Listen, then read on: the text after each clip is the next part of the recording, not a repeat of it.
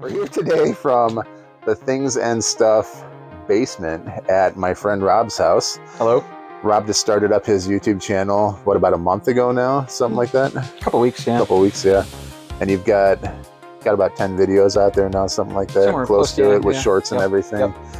So yeah, we're both new to the YouTube game, and this video is 100 sub thank you for my channel, Cracked Open Games and Toys. So I haven't really done an introduction on there or anything yet. My name is Jim. I'm the guy behind the camera that you guys have been seeing filming most of this toys and games so far. So thank you guys again for tuning in and watching what I put out there so far. That Devastator video has done awesome for that, both the complete guide and the short. So thank you guys so much for watching that and tuning into that. I'm just really happy that that had some traction and has gotten some subscriptions to the channel. So thank you guys for that. But we're here today to talk about one of our favorite games. And we spent, I know people have talked about Phantasy Star Online before, but we spent so many countless hours in our early 20s playing this game when it came out on Dreamcast. And I had never personally played any of the older Phantasy Star games before. I think Rob I played through, we had 1 through 4. But yeah, you guys played a lot of that earlier stuff on Genesis. Well, actually, I should say it was 2, 3, and 4 on Genesis. And Jeremy, our friend, had Phantasy Star 1 on the Sega Master System. So the original one was on Master System. Okay, Mm-hmm. I didn't even know. I thought they were Genesis games, but I didn't get into the series until PSO came out. And when that came out on Dreamcast, like the hook was just, I think I had already been playing some online games before that. I think like Quake 3 Arena might have came out before PSO did, and there was just a slight introduction to online gaming. Time. Yeah, because I wasn't a PC player, I was a console player. But when Phantasy Star came out, we were both big into RPGs, and it was kind of, I didn't even know what an MMO was at the time, and this just looked like an action-based kind of RPG game where you get to level your character and play online with other people. So just hearing about the premise behind it really got me very excited to learn about it and want to play it. And once it came out, man, yeah, both of us were just like online all the time. Too many hours. Yeah. Late night hours. And I don't know what you were doing at the time, but I think I had just started teaching a Flash course at my community college, and I hadn't even graduated yet. I was still taking community college classes to get my associate's degree, but I was the only one who knew how to operate Flash at that time. So they asked me to teach the class, and I did that for, I think, a couple semesters. But every night when I come home, I just hop on Phantasy Star. We'd get off class at about 10 o'clock, be home by 10:30, and hopefully some people are online and wanting to play and everything. Well, I was still going to the Illinois Institute of Art, and I was working for the Illinois Department of Corrections out in So, yeah. But on that table right now, I've got both the first two versions of Phantasy Star Online for Dreamcast, so both the original vanilla copy and the version 2, and both the versions of Phantasy Star Universe that we got here in the States. And I think that came out for PlayStation 2 and Xbox as well, but I played those on PC. And I don't know what geared me towards PC at the time, just because, I don't know, it just felt like the natural thing to do. I wasn't really playing on PS2 or Xbox that much at the time, so PC felt like the natural thing to do on that end. But yeah, man, just... Well, the online community from the consoles kind of started dying, and the PC one was still kind of taking off. So yeah, that's true. Yeah. So, and when did that come out? Like around 2006-ish? Probably. Somewhere in that range? Probably in there, yeah. Because I think I had just moved at the time, and we were getting into our new place, and that came out, because I remember playing it a little bit there. But yeah, it was... And I tried to double up on Phantasy Star Universe and World of Warcraft at the same time. And that was very difficult to do. Yeah. Because they're both so involved. Very time consuming. Well, the vanilla copy of Universe kind of sucked, and there wasn't a whole lot to do as far as, because Sega was very slow drip feeding the content for Universe when it came out. And I think there were a couple events, but everything was just, it was very slow. It was the chances of getting any type of rare item were extremely low. And it wasn't until Ambition of the Illuminous, the version 2, whatever you want to call that second upgrade that they put out, that they really sped up a lot of the drop rates, a lot of the fun items that you can get and stuff like that, and just made the game more enjoyable. It was still drip feeding content. I don't know why I played it as long as I did. I probably played that game for 3 or 4 years until until probably about 6 months before the very end of it. I decided to quit it, but it was enjoyable too. And just a different group of people I ran with at the time. Like Rob said, I think he switched a bit more over to Warcraft at that time, because Warcraft was just so much more popular in those, between like 2006 to 2010, much bigger player base. But yeah, that's kind of our introduction to these games, and we'll go through them a little bit more. But I just, PSO, that initial introduction phase was crazy. And just going through some of the stuff here that we brought out, like Rob found his old GameCube controller. And that's one thing I don't have. I have both those games for the GameCube as well. And I think that was the one that came out for GameCube was episode 1 and 2. Episode 1 and 2. It was a combination of them. And then I think they put out a Plus version after that as well that had, I didn't have that one, so I'm not even sure what the Plus version had in it. And I didn't play that game online. I think I got character corruption on that one. So like I didn't even bother stepping into the online part. But I had both of those games, as well as the card game. And the card game just completely took me out of PSO, because like I tried to get into it. I had high hopes because I like playing card games and I like playing Phantasy Star. When we were playing the SNK versus Capcom. Yep, right around the same time. That was great. Yep. And just, man, I don't know what... It just felt like such a disappointment, because like you got Phantasy Star, you got a card game, the potential should be there to make something, and it was just like nothing connected there. It was not fun. So yeah, until Universe came out, that's kind of where my interest in the series came and went. But yeah, going through some of the stuff here that we dug out, which was kind of interesting. Here's the original, losing the cord, but here's the original controller. I still got my, I don't know if these guys are hard to find now or not, but the 4-slot memory card. And I only got this with the purpose of, so I could change between it and make new characters, because I think you're only allowed one character per memory card slot. Yep. So you had to either have multiple memory cards or get one like this that had multiple slot files on it. Yep. And I was looking through this book today too, and what's really cool was, and again, I'll show this all later in the video so you guys can check out the actual book and everything too.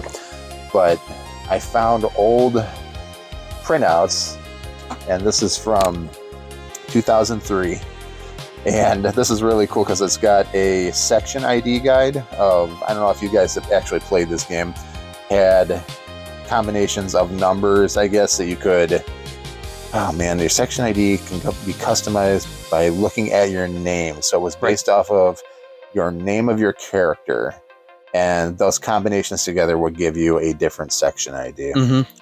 And I don't even remember what those different section IDs even represented. I don't remember either, but I'll be honest. All different little bonuses and perks, things like that. I do remember the yellow bows gave you more money. I think that was the only one that I remember. Yep.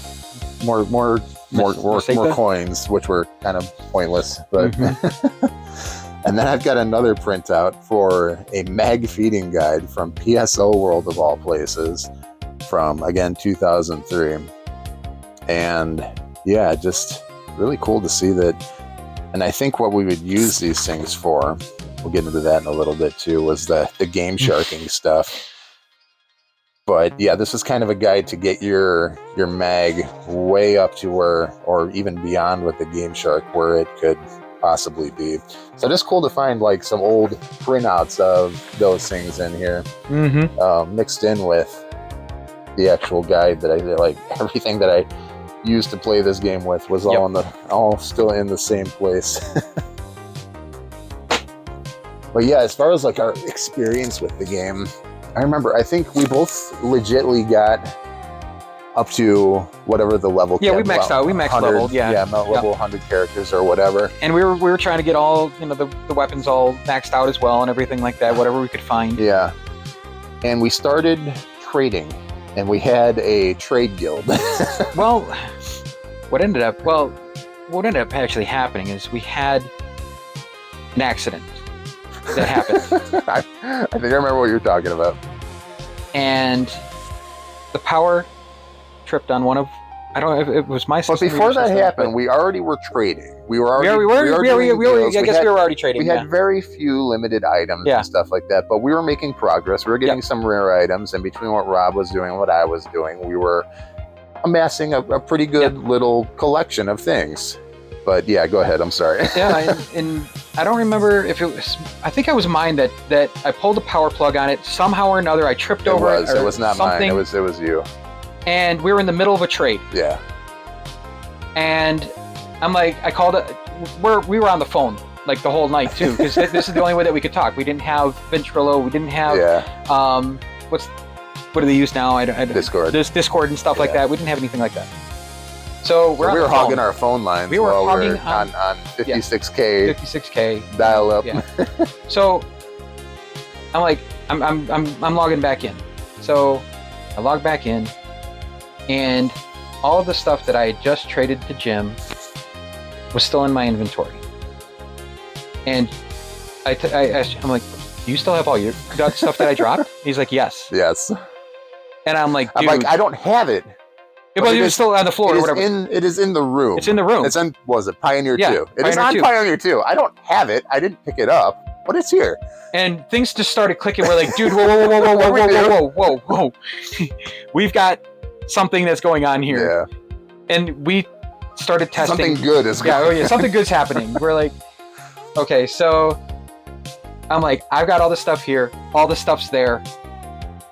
We just duped. Like, accidentally. 100%. Legitly, we weren't trying to actually do this or trying to, but once it happened, we're like, okay, how do we figure this out? The world shattered, and we're like, hold on. But people, hold on, before even that happened, people were using Game Shark to duplicate and create items, even items that were not even released in the U.S. region. Knuckles, things, and those special. What was that crossbow? The spread needle. Spread needle. Yep. They were creating items with Game Shark, and I think this is why, like, I don't remember exactly if Sega started handing out bans for those specific items, but there are specific items that were specific to Japan region only. That once they appeared on American servers, that's when people were reporting people that had those weapons, and that was something that happened eventually too. That Sega was getting. That was the only point in time I remember Sega doing anything about any type of bans or anything like that, is with those, if they were getting reports of people with those specific weapons. Yep. Yeah. But yeah, we started duping a lot of things. We could dupe.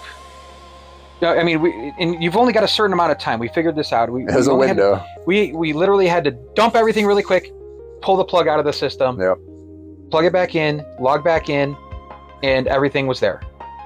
And it took us a little bit of trial and error, but we got it down to we mastered that. I mean, we got it down to an art form. But it wasn't even pulling it out of the system. You had to go to the wall where the plug was actually plugged in. Yep. Hold on, let's recap on our duping steps here to make sure we got the correct order of things. Yeah. So, firstly, you would be in the main common area of Pioneer 2. You would drop your rares as fast as you could. Well, I didn't even think it mattered, as long as they were there, right? As long as they were there. And we would go, whatever that inventory was it 99 slots? Everything. You would just drop as much as you could, clear out as much as your personal, have nothing equipped to you, so you would just drop everything in your inventory that you possibly could, and then go to your cord and pull it directly out of the wall. Yeah. No pulling your internet cable, none of that, because the system would recognize if you pulled the plug out of your system, the network cable out of your system, it would say game disconnected, properly disconnect you.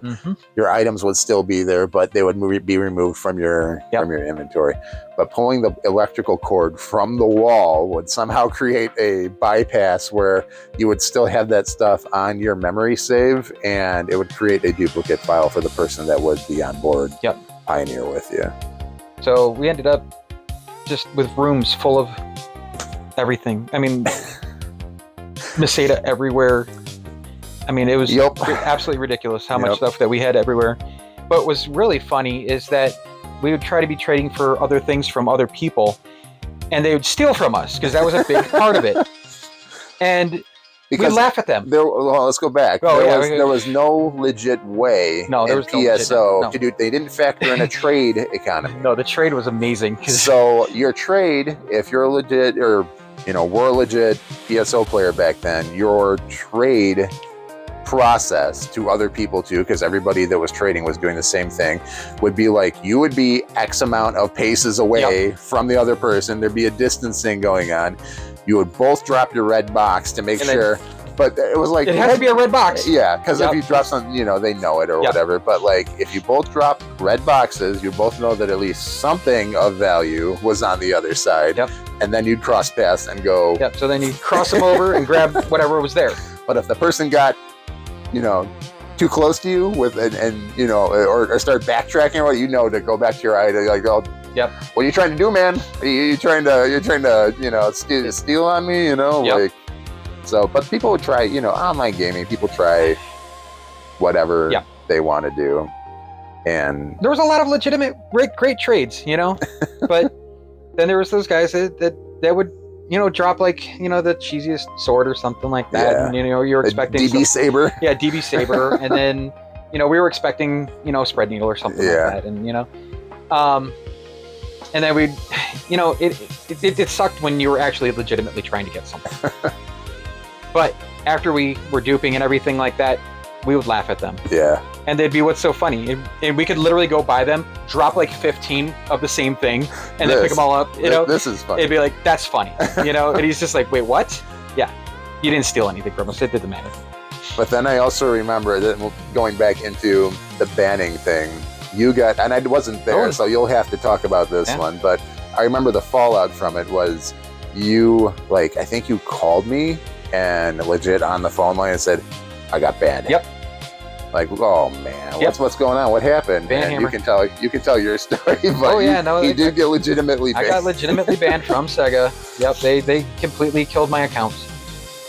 Whenever I tried to log on, it doesn't ban your character. It bans your actual your registration ID for the CD from the box, right?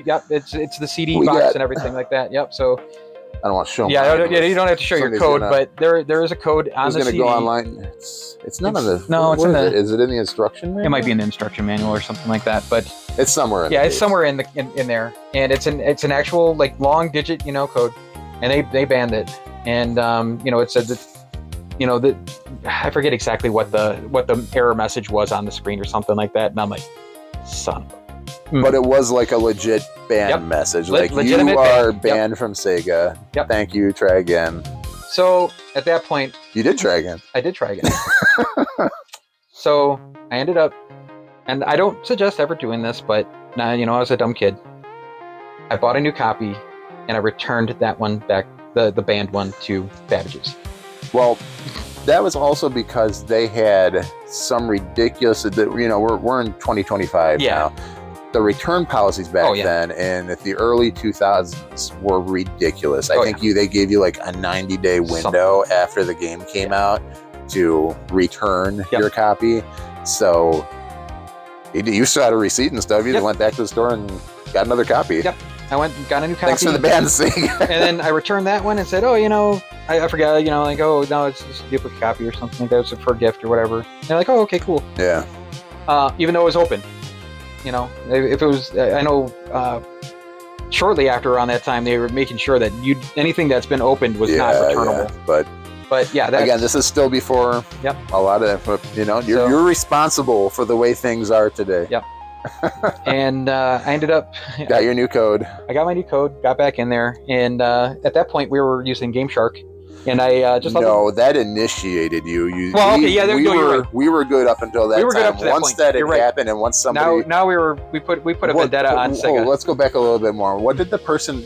Because you were doing a trade, and the trade went bad, or they were questioning how you had that item, or how you were so willing to exchange, like because the values didn't match up, or I don't remember the details. I don't remember the details of it, but it was an actual another player That reported. that reported you. Yeah. And yeah, that's how that all came about. And then Mhm. he got his legit ban from Sega. Yep. So anyway, after that point, I remember you being pissed because you couldn't get back on with your character that you Nope. had legitly leveled, Yep. legitly played with all the items. I mean, the items were a big thing because we had copies of Yeah. all that stuff, so whatever. But it was the actual The time grinding. and stuff like that, and the grinding, and you know, that was my character. Yeah, that was a Yeah. character that you had built, and you were kind of pissed off about that. Yeah. So I remember you going out and buying a Game Shark at that point. Yeah, I bought a game specifically for the purpose to be like, I am getting everything back that I I'm had getting and more. everything back exactly how I had it, if not more. And I actually ended up making an Angelfire website that had, Angelfire, that's dating it up. was an Angelfire website, and I put F Sega on it, and I put how to dupe. Oh, items the in actual there. I put all the instructions on there on how to do it. Yeah. And I even put in an explanation of why I was doing it at that point. That site might still be out You there. were I on don't know. fire if it is. about that. Oh my god, I was on fire about it. Yes. And I sent that out to everybody. Yeah. Yep. And all of a sudden, everything just became everything out there. Like everybody had everything. Yeah. And it just became so destroyed. And yeah, no, I definitely got back on them from that one because, yeah, it was an interesting time for that. But you got all your junk back. I got all my junk back. all your stuff that Yeah. you wanted and more, and your characters that you wanted to level back to the point. Yeah. But after that, like I got one too. I think I waited till I found some crazy deal on it or something. But the cool thing that I liked, and especially why I showing you like why I had those character and mag guides on them, is because some of the mags were so difficult to try to build and level and get to that point. Yeah. Just hours upon hours of trying to feed And you got to it feed them the properly, exact right the exact things thing of and- what they need. Yeah. So the cool thing that you could do with the Game Shark was you could build like kind of it's been years, so I don't remember exactly how it worked, but kind of like a preset one, and get it to have all the stats that you wanted to or whatever. And all the stats would be great, but you would just feed it one item or something to get it changed into what you wanted it to be. But then it would lock it into that. You couldn't feed it. It was the sync on it would always be really low because if you fed it anything, the sync would go up, but it would change to a different mag that actually matched those stats. So with the Game Shark, you could get it to be really any mag that you wanted to be, look however you want, with any type of stats that you wanted it to be. And the only thing bad about it would just over time, because you couldn't feed it, the sync rate would drop on it. So yeah. But still really cool stuff that you could do with the Game Shark for the game and everything. But yeah, those were our adventures with the vanilla version of Phantasy Star Online. And I bought version 2, but did you play version 2 at all? I don't remember playing because it came with, and this is the funniest, I looked down the back of the case. Do you know how much they were charging for the online subscription? No. It says see back for details. I did see the back for details. Never, and they were trying to tiptoe around this at the time because they, realized people are going from a free version to a paid version at that time. On the back of version 2, it says, we will never charge you more. It says billing will occur in 3-month blocks. So you had to pay for 3 months at a time. But billing will never be more than $5 a month. And that to people back then, I remember, as a poor college kid, I was, there's the code right under the disc. Yeah, there it is. But as a poor college kid, $5 a month, you want to charge me $5 a month for something that was free? I didn't play this game online. I got it at like a bargain price later on just to have it in my collection. But I never played for that subscription fee, and I kind of wish that I did because I think they added some, some new items, and like I think there was some games and stuff that they added on the main like gathering hub. I'm gonna have to check when I get my Dreamcast stuff out if I've got that game or not. I don't remember if I did or not. But the version 1 and 2 for GameCube included all that extra stuff that they. Yeah, and that was free for GameCube. Was it, or what? I think there was a sub too. I never paid for a sub. We'd have to check on that. Yeah. Well, once I get my GameCube stuff out, there you go. We can clarify that one once he goes through that box. Yep. But yeah, those were adventures in Phantasy Star. It kind of fizzled out after that. After everybody kind of had everything that they wanted to have, and everybody was kind of set with their items and their characters. I think we kind of played it for maybe a couple years. Yeah. And then those were our miscellaneous adventures. And then it was kind of dead time until Universe came out.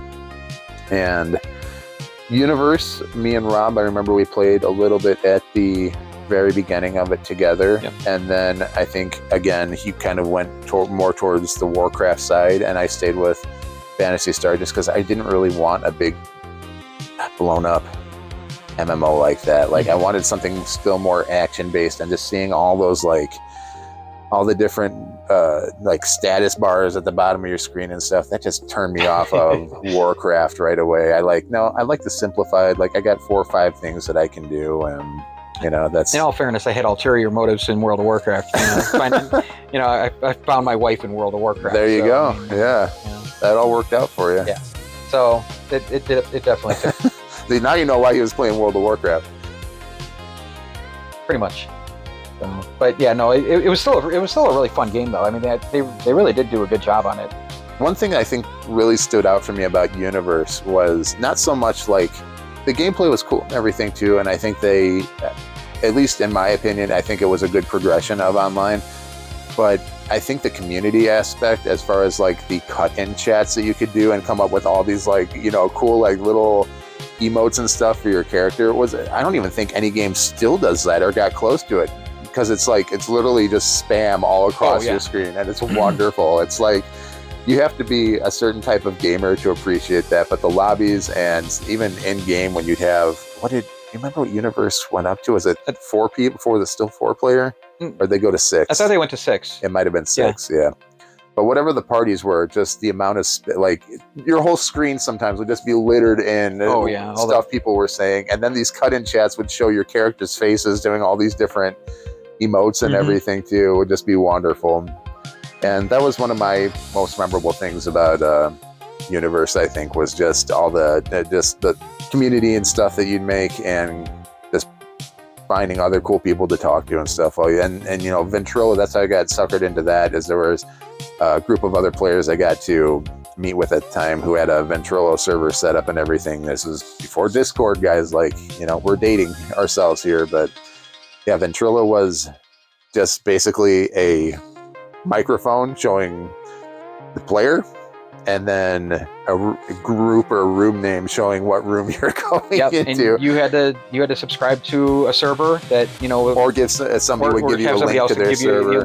Server or whatever. And that was it. It was bare bones. It wasn't anything like Discord's got going on now. So quite a big difference in terms of. But you could talk to people, that you wouldn't otherwise be able to. So that was really nice. Yeah. So no, it was definitely a cool upgrade, being able to talk to everybody while we're just running around and doing our thing. So it was fun. And my friends on Universe are from all different parts of the US, and it's just kind of awesome that Rob is here in the same Chicago suburbs that I am, so we can still meet up and talk about stuff like that. But yeah, it would be cool to one day meet up with those guys again, and in real life maybe and get to reminisce about all the shenanigans and stuff that we did in Universe, because we did our fair share. We didn't get to duping because there wasn't really duping involved with Universe, because it was all under Game Guard, that wonderful protection software. But we did our fair share of scamming in that game as well. And yeah, just a bunch of, I don't know, just it was on a smaller scale, but a bunch of fun little things that, I don't know, just made the game more interesting for us. But yeah, that's kind of an overview of our time with Phantasy Star Online. Just a really memorable game for us both, and we spent hours upon countless hours playing both of these games. Yeah, and I've spent, 15 years on World of Warcraft, and I've put my time in on that game, and I think PSO was probably rivaling that amount of time. I mean, we sunk a lot of time into that game. All right, guys. So yeah, just to recap, this has been my 100. That's even, I just want to say, like, I'm so thankful for that, because like I didn't even think, I just did this for a fun project to show off some of the stuff in my collection, And to even say that I've gotten to 100 subscribers is just awesome. So I really appreciate that. And again, just thank you guys for the views and everything there. And here's to another 100 more. Let's get to 500. Let's make that happen. But yeah, just in closing, this has been our time with Phantasy Star Online and just sharing some of our, hopefully you guys have some memorable comments about this game too. Post in the comments if you've got some experiences yourself with any of the craziness that happened in this game. Yeah, just a lot of fun memories from it. Rob was to say, what were you just saying about you winning the game? It's a game that can't be won. You know, it's a game that you just keep playing and playing and playing and playing. But the way that we opened up that game, we broke it open, we won that game. We figured out a way to, in our minds, win the game. Yep. So, yeah, but yeah, definitely post in the comments if you guys got anything that you want to share about this game. And we'll catch you on the next one. Again, thank you guys so much for that 100 subs. Really appreciate it. Remember to check out Rob's channel, which is Things and Stuff on YouTube. He is basically, I'll put up some footage later showing these boxes in the background of what he's going through and unboxing. It's a lot of Transformers toys. A lot of Transformers. There is some other miscellaneous stuff. Yeah, I've already got some old classic retro toys that I've already put out, like Voltron and. Oh yeah, those are the shorts that you got up already. Cool. So. Yeah, tune into his channel. I'll put this up as a collaboration between us, so you can just click on his username and go and check out his channel as well. Remember to like, share, and subscribe if you haven't already. And we'll catch you on the next one, guys. Take care and have fun. And if you guys haven't seen this monstrosity, this is did it have an official name, Rob? Just ASCII GameCube, or not game, this, oh yeah, it is GameCube. This is the GameCube hybrid keyboard controller. And it is a fully functioning, working GameCube controller with all the, it's got the shoulder buttons and everything on there too. And it has a dual hookup for both the keyboard and the controller port.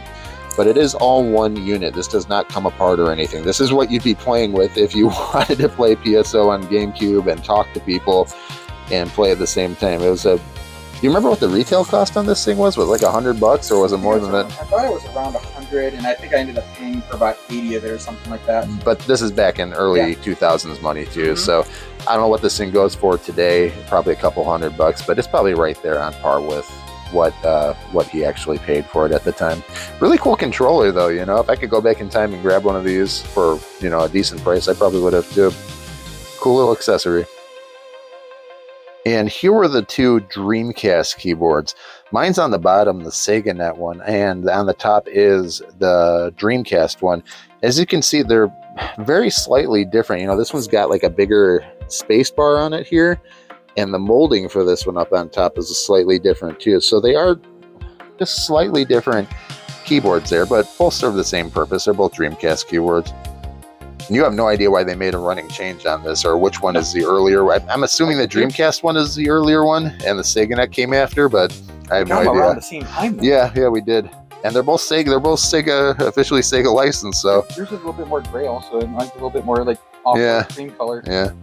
Just weird they made two different versions as well. Yep.